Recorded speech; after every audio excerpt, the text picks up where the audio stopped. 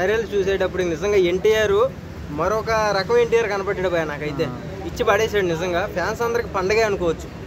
మామూలుగా ఇప్పుడు దాకా ఎన్టీఆర్ ఆ పాటల గురించి ట్రోల్ చేసే వాళ్ళందరూ కూడా పెద్ద రాడ్ అయితే పెట్టేశాడు భయ. ఇచ్చి పడేసాడు. అది విజువల్స్ అసలు చెప్పి మాటలు కూడా సరిపోవు, అంత బాగున్నాయి.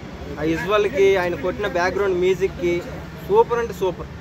అయితే ట్రైలర్ లో ఒక ముసుగేసి దూకుతున్న షార్ట్ అవుట్ చూపించారు కదా. అవును, అది ఏంటంటారు బ్యాక్గ్రౌండ్ లో తెలియకుండా అంటే ఇంకో వ్యక్తి ఎవరైనా ఎంటర్ అవుతున్నారేమో అనిపిస్తుంది నాకు. సో నాకు అదే అనిపించింది. సో డ్యూయల్ రోల్ ఎలా అనిపిస్తుంది బ్రో మీకు?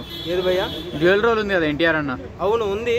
అంటే ఒకటేమో కామను, ఒకటేమో యుద్ధం అన్నట్టు అనిపిస్తుంది. అంటే ఒక వ్యక్తి సైలెంట్ గా ఉంటాడు, సైలెంట్ గా ఉన్న వ్యక్తి హీరోయిన్ లవ్ చేస్తాడు అనిపిస్తుంది నాకు.